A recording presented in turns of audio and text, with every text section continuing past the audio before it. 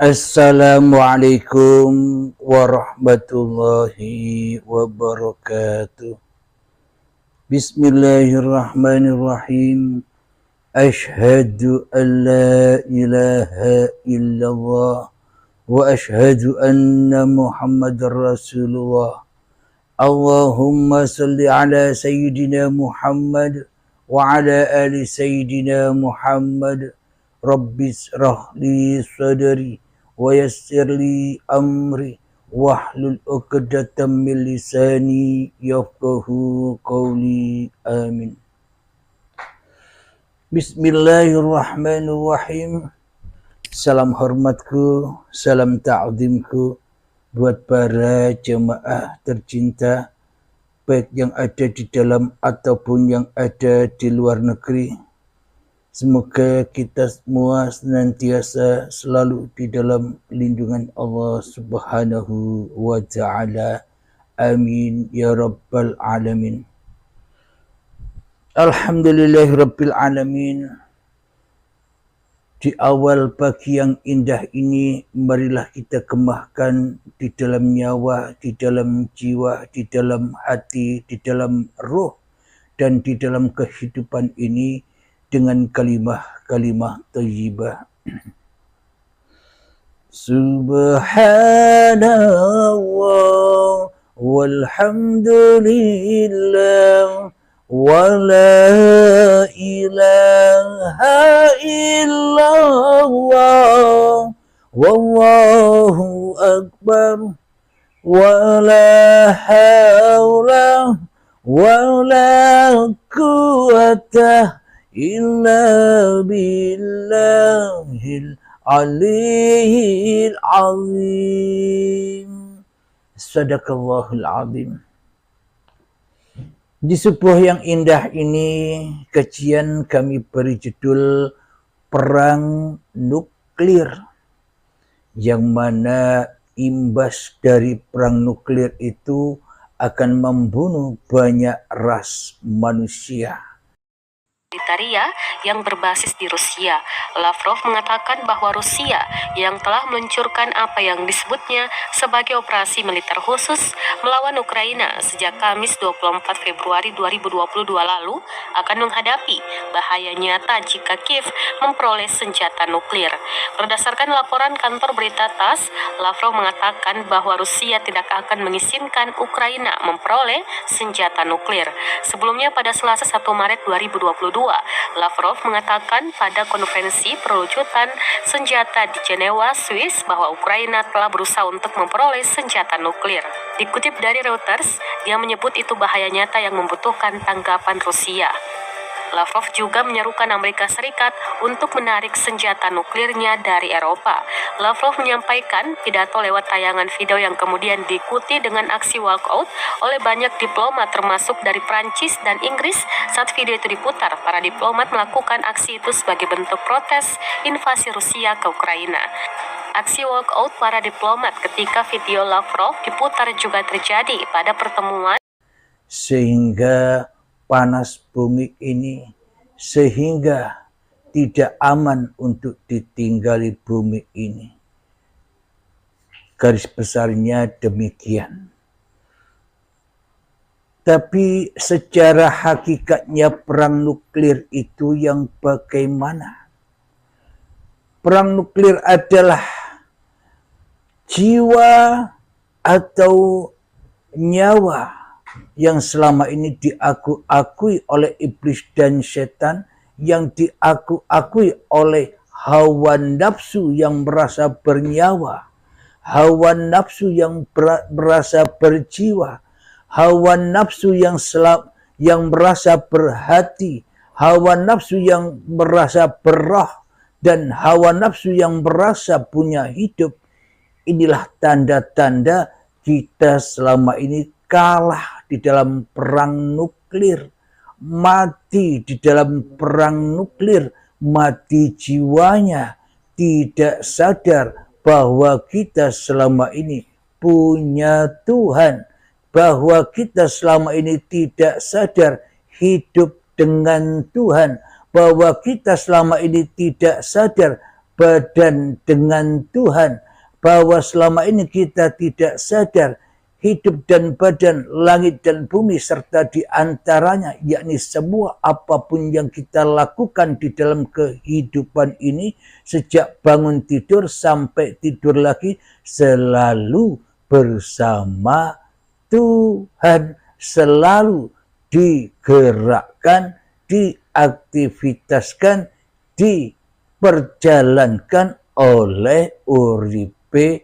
Allah. Selama ini kita tidak menyadari karena sudah dibombardir oleh Dajjal, dibombardir oleh iblis dan setan, dibombardir oleh hawa nafsu kita sendiri, sehingga tidak sadar kita dalam bertuhan, sehingga tidak sadar kita di dalam beragama. Jadi perang-perang secara fisik itu sangat tidak ada artinya sama sekali.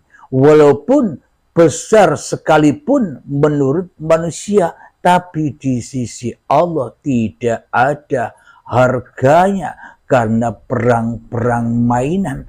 Akan tetapi peperangan yang sungguh-sungguh peperangan, perang yang besar di sisi Allah itu adalah berperang melawan ketidaksadaranmu, berperang melawan keangkuhan dirimu di dalam hatimu. Perang yang sesungguh-sungguhnya, perang yang akbar di sisi Allah adalah memerangi kesombonganmu di dalam hatimu, yakni memerangi hawa nafsumu dewe-dewe. Itulah yang dimaksud perang yang akbar. Jadi dikatakan di dalam hadisnya Nabi Muhammad sallallahu alaihi wasallam,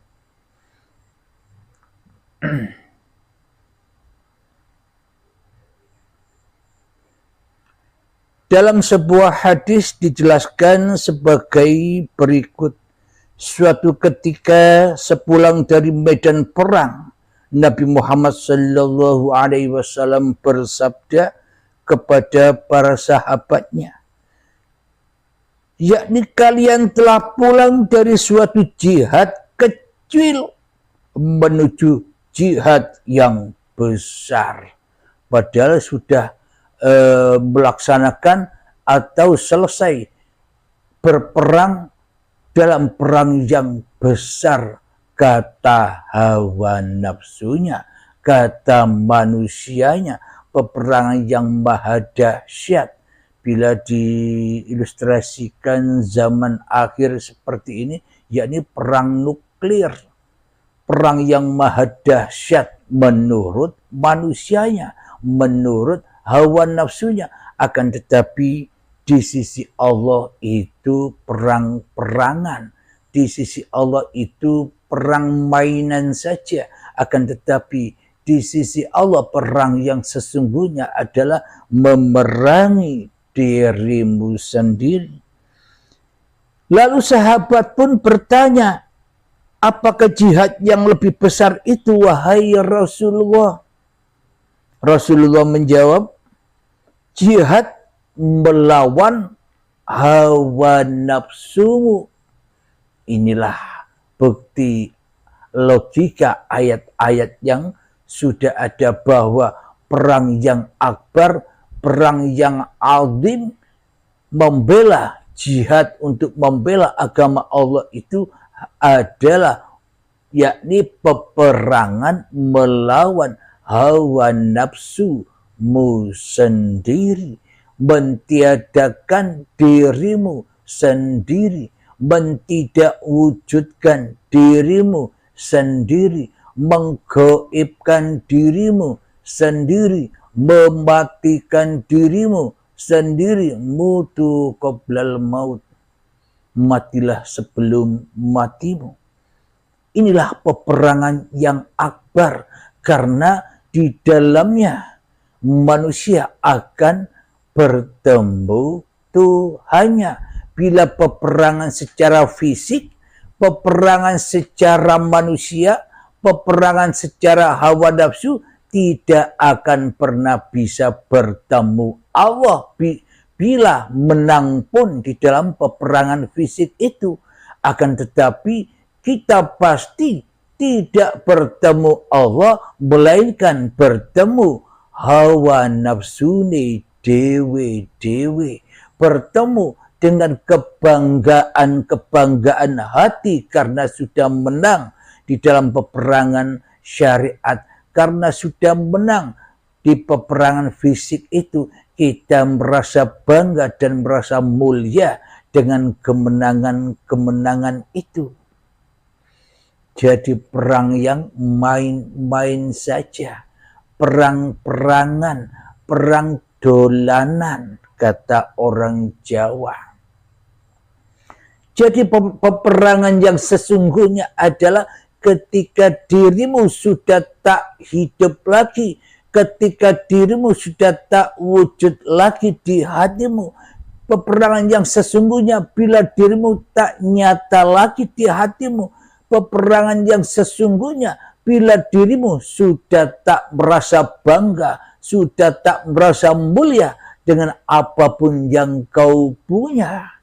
Karena sudah dipersembahkan, karena sudah dipasrahkan, karena sudah direlakan, dikembalikan kepada yang berhak, yakni bila tanpa uripe Allah semuanya takkan pernah terjadi. Kehidupan dunia ini takkan pernah terjadi tanpa uripe Allah. Kewujudan dunia dan kewujudan diri kita di dalam dunia ini takkan pernah terjadi. Itulah peperangan yang agung, yakni melawan dirimu sendiri. Kenapa kok melawan dirimu sendiri? Karena diri kita itu adalah hakikatnya iblis dan setan. Karena diri kita itu sendiri hakikatnya Dajjal dan Ya'juj wa Ma'juj. Hakikat diri kita adalah setan yang terkutuk. Karena itu harus dimusuhi dan dimusnahkan. Bila kita bukan setan, bila kita bukan iblis, bila kita bukan Dajjal, bila kita bukan Ya'juj wa Ma'juj yang selalu membawa kerusakan di bumi ini, di badan ini, maka takkan mungkin untuk memeranginya. Inilah bukti kata Allah atau kata manusia bahwa setan iblis itu gaib. Kenapa? Karena manusia tidak tahu hakikat diri sejatinya yang menjadi setan. Dikira setan itu bukan dirinya, dikira setan itu, dikira iblis itu makhluk lainnya, dirinya sendiri.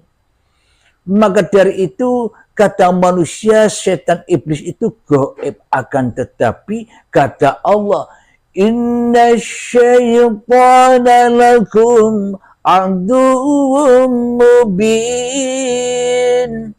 Sesungguhnya syaitan itu adalah musuhmu yang sangat nyata bagimu. Siapa yang paling wujud di dalam hatimu? Siapa yang paling hidup di dalam hatimu? Siapa yang paling nyata di dalam hatimu? Siapa yang paling jelas nampak di dalam hatimu? Siapa yang kau syahadati selama ini?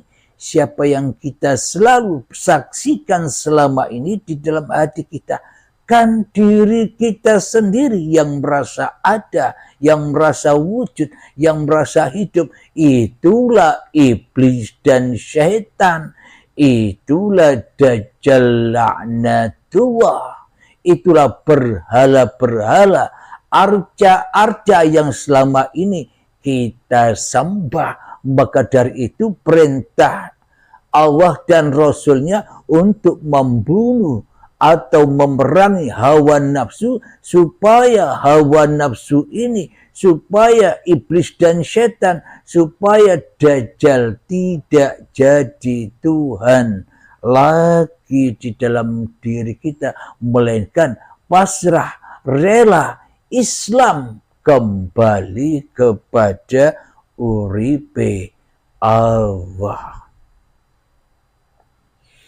Apa bukti kekalahan-kekalahan perang-perangan kita selama ini? Dalam kehidupan kita kalah perang. Otomatis di dalam kehidupan ini kita kalah perang. Akhirnya kita menjadi budak-budak perang. Akhirnya kita menjadi budak-budaknya iblis dan setan.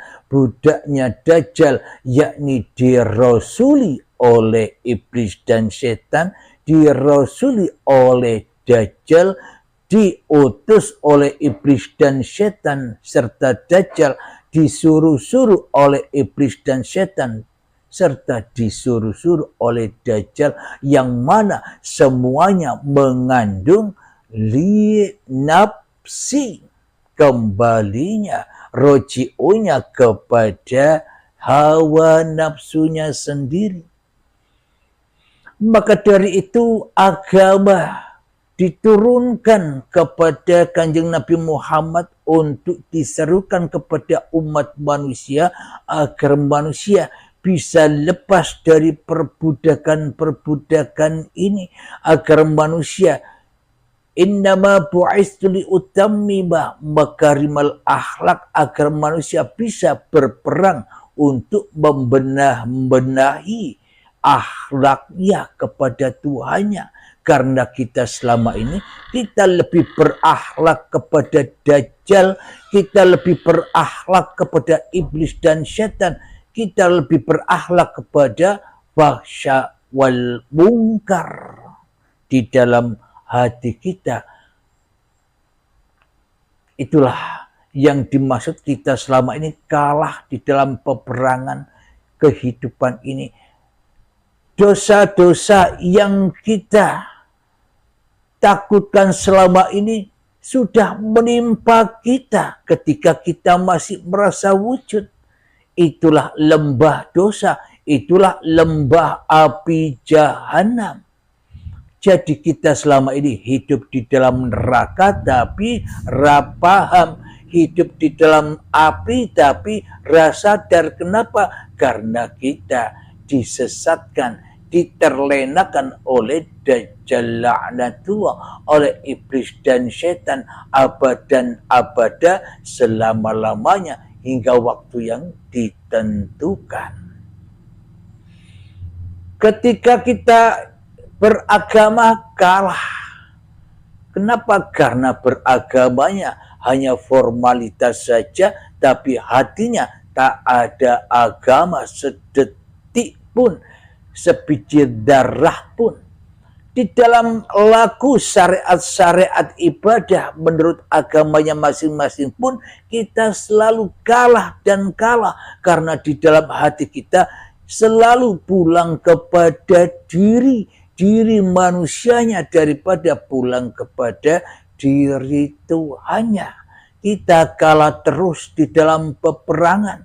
Sholat kita dikalahkan, ibadah-ibadah kita dikalah-kalahkan, tahajud kita dikalahkan, duha kita dikalahkan, perbuatan baik kita dikalahkan, amal-amal ibadah, amal-amal kedermawanan kita dikalahkan. Kenapa? Karena kita ambil sendiri. Kenapa? Karena tidak kita persembahkan kepada al-haq. Akan tetapi selama ini kita hanya persembahkan hasil peperangan itu, hasil dari seluruh ibadah yang kita lakukan, hasil dari kehidupan ini kembali kepada Dajjal, kembali kepada iblis dan setan, kembali linapsi kepada dirinya sendiri. Inilah perang nuklir itu yang menewaskan banyak korban. Sholatnya jadi korban, ibadahnya jadi kurban, zakatnya jadi kurban, puasanya jadi kurban, umroh hajinya jadi kurban, kebaikan-kebaikannya jadi kurban, sehingga bertumbangan, terbakar, mati di sisi Allah.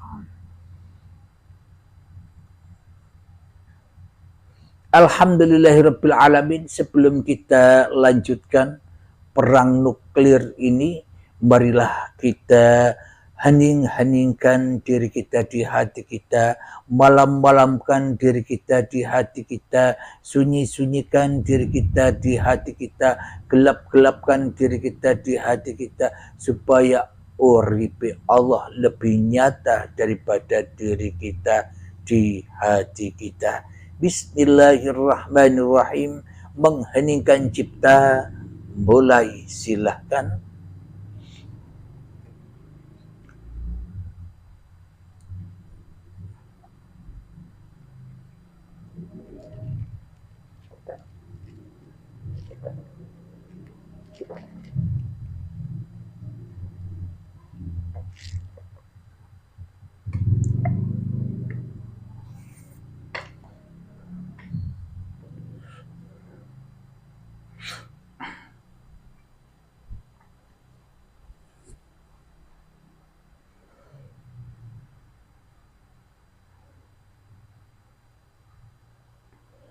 Alhamdulillahirabbil alamin. Mengheningkan cipta selesai.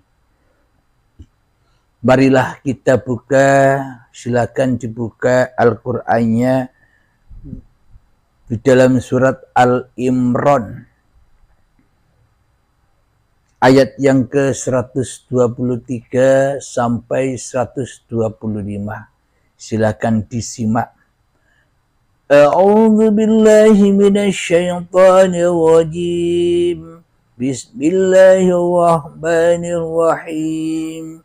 Yang artinya, sungguh Allah telah menolong kamu dalam peperangan Badar, padahal kamu adalah orang-orang yang lemah.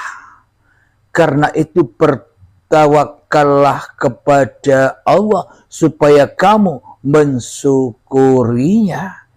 Ingatlah ketika kamu mengatakan kepada orang mukmin, apakah tidak cukup bagi kamu Allah membantu kamu dengan 3.000 malaikat yang diturunkan dari langit?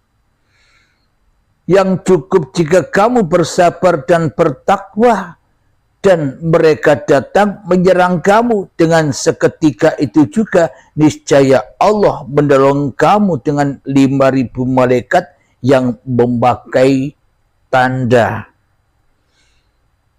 Sadaqallahul azim. Jadi maknanya, bila kita masih merasa wujud, bila kita masih merasa ada, bila kita masih merasa bangga, mulia, merasa benar, merasa pintar, merasa cerdas, merasa berilmu, merasa beramal, merasa kaya, maka disitulah kekalahan-kekalahan kita. Bagaimana mungkin Allah mau menolong kita yang mana kita adalah memusuhi Allah itu sendiri? Bila kita masih ada, bila kita masih wujud daripada Allah, bagaimana mungkin Allah akan membantu kita sementara kita yang memerangi Allah, sementara kita yang menjadi musuh-musuhnya Allah? Bagaimana mungkin Allah akan membantu manusia yang tidak bertawakal kepada Tuhannya, melainkan manusia selama ini hanya bertawakal kepada Dajjal, hanya bertawakal kepada iblis dan setan, hanya bertawakal kepada hawa nafsunya sendiri. Bagaimana mungkin Allah akan menolong? Secara syariatnya bisa jadi, akan tetapi hakikatnya pertolongan itu hanyalah sebagai ketersesatan saja di sisi Allah. Kenapa? Karena manusianya masih ada, masih hidup, masih terwujud daripada Tuhannya, maka kemenangan yang dihadapinya hanyalah istidrat, panglulu, atau Allah menyesatkan hatinya tambah dalam lagi, tambah banggahlah dirinya setelah menghadapi kemenangan. Maknanya kemenangan ini sudah merasa bisa sholat, sudah merasa bisa ibadah, sudah bisa merasa beramal, sudah bisa merasa berilmu, sudah bisa merasa bisa di dalam kepintaran dan kecerdasannya, merasa bisa beramal, merasa bisa bersedekah, merasa bisa membawa umat manusia kepada jalan Allah. Maka itulah yang dimaksud ketersesatan bila manusianya masih memusuhi Allah. Apa manusia yang memusuhi Allah itu? Allahnya gaib, manusianya yang wujud. Itulah yang memusuhi Allah. Itulah murtad dari Allah. Itulah yang mensekutukan Allah dengan dirinya. Siapa manusia yang menjadi musuh Allah itu? Manusia yang lebih cinta kepada kewujudan hawa nafsunya daripada kewujudan Tuhannya. Jadi yang dimaksud malaikat-malaikat yang suci, yang untuk menolong hamba-hamba yang bertawakal itu adalah malaikat-malaikat yang ada pada diri manusianya, yakni kesucian manusianya, yakni ketika manusianya kembali kepada kullu mauludin yuladu alal fitrah. Jadi setiap manusia yang terlahir, bayi yang terlahir ini dalam keadaan suci bersih. Maka bila manusianya sudah mendapatkan hidayah, mendapatkan pertolongan, mendapatkan anugerah kepahaman di dalam ilmu hakikat dan makrifat, maka itulah yang dimaksud pertolongan Allah. Maka itulah yang dimaksud malaikat-malaikat yang suci yang menolongnya. Yakni di dalam hati sudah mensucikan hanya Allah yang ada. Di dalam hatinya sudah mensucikan wujud Allah saja yang ada. Di dalam hatinya sudah mensucikan uripe Allah saja yang nyata daripada dirinya sendiri. Itulah pertolongan-pertolongan dari Allah yang diisyarahkan, yang diamsalkan, yang sanepankan berupa malaikat-malaikat yang suci untuk menolong manusia. Jadi sungguh indah bahasa-bahasa Al-Quran itu. Bagaimana caranya agar Allah selalu menolong diri kita? Caranya ya jangan menjadi Tuhan.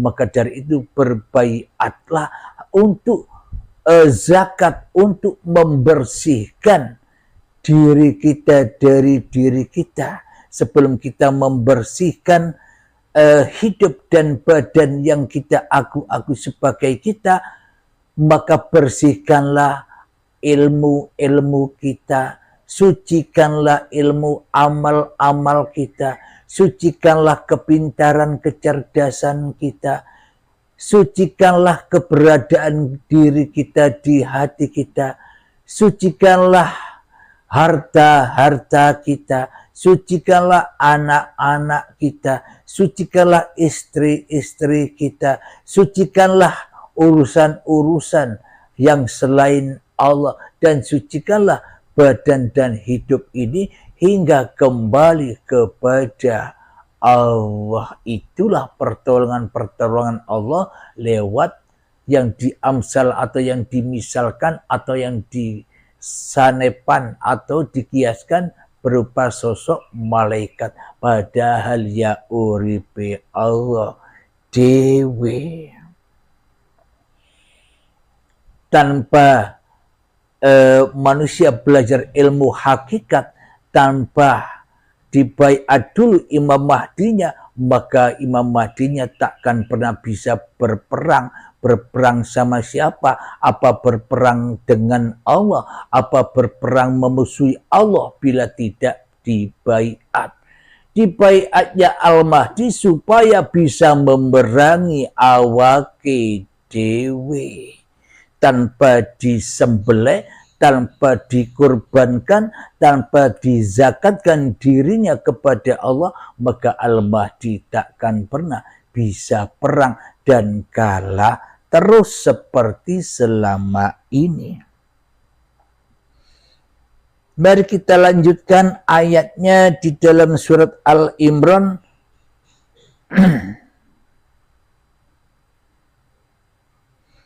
Ayat yang ke-165. Bismillahirrahmanirrahim. Yang artinya, apakah ketika kalian ditimpa musibah di peperangan Uhud, sementara kalian telah mendapatkan kemenangan 2 kali lipat di perang Badar? Kalian pun berkata, bagaimana kami bisa kalah? Katakanlah, musibah kecelakaan itu berasal dari diri kalian sendiri. Alhamdulillahirrabbilalamin. Jadi cocok paslah dengan apa yang kita kaji tadi, bahwa musibah, bahwa kekalahan, bahwa kesalahan, semua itu terjadi karena hawa nafsu kita sendiri yang sok jago, yang sok jadi Tuhan, yang sok memerangi Tuhannya, yang sok memerangi takdir Tuhan, yang sok melawan takdir Tuhan, yang sok gagah, yang sok bisa menenggelamkan atau bisa menghadapi takdir Tuhan di dalam hatinya. Itulah musibah kekalahan seluruh manusia karena manusia mengunggul-unggulkan dirinya sendiri di hatinya. Subhanallah, sungguh nyata, sungguh logika apa-apa yang diterangkan oleh Allah ini di dalam Al-Quran. Kita baca ayat yang selanjutnya di surat At-Taubah ayat yang ke-25. Bismillahirrahmanirrahim. Yang artinya, sesungguhnya Allah telah menolongmu di tempat-tempat yang banyak dan di hari perang Hunain. Ingatlah di saat itu kalian merasa ujub dengan jumlah yang banyak.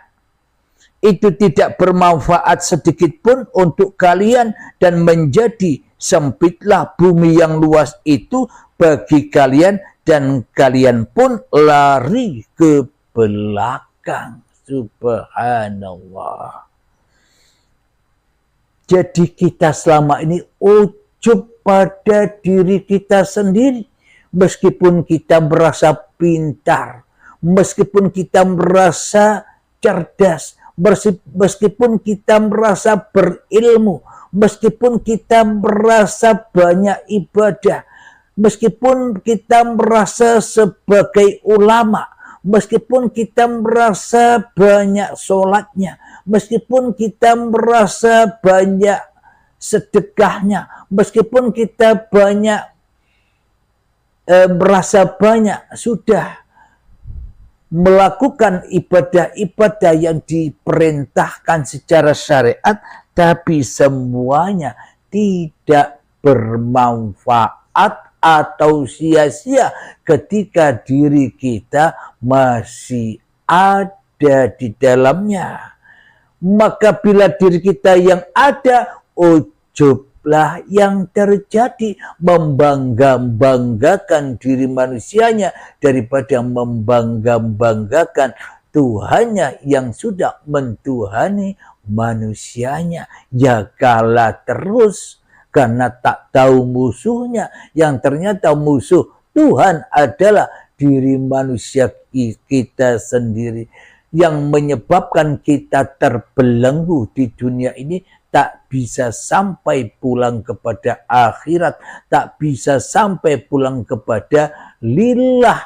Kita selama ini hanya pulang kepada linapsi, kepada hawa nafsu ni dewi-dewi. Maka semua apapun yang kita lakukan di dalam syariat-syariat agama, maka semuanya kalah, semuanya sia-sia, semuanya muspro belaka di sisi Allah.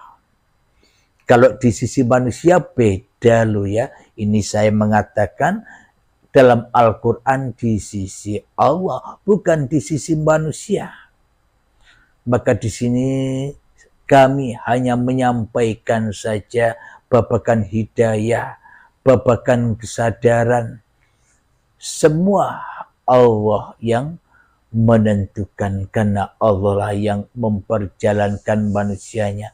Karena Allah lah yang memimpin, menguasai manusianya. Tergantung di dalam hati kita, siapa yang kita jadikan pemimpin di dalam kehidupan ini.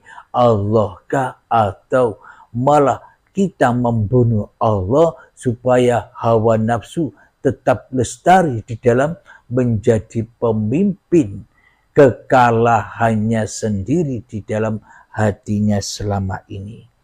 Alhamdulillahirabbil alamin. Semoga saya khususnya, karena saya sama-sama belajar juga dengan Anda, maka sebelum kita akhiri, semoga kita semua senantiasa diberi hidayah, kepahaman, diberi anugerah kepahaman oleh Allah Subhanahu wa Ta'ala, agar supaya kita menyadari kesalahan-kesalahan yang sudah kita lakukan selama ini. Amin, amin ya rabbal alamin. Sebelum kita akhiri, marilah kita kembangkan salawat dari mintaf'ul bala.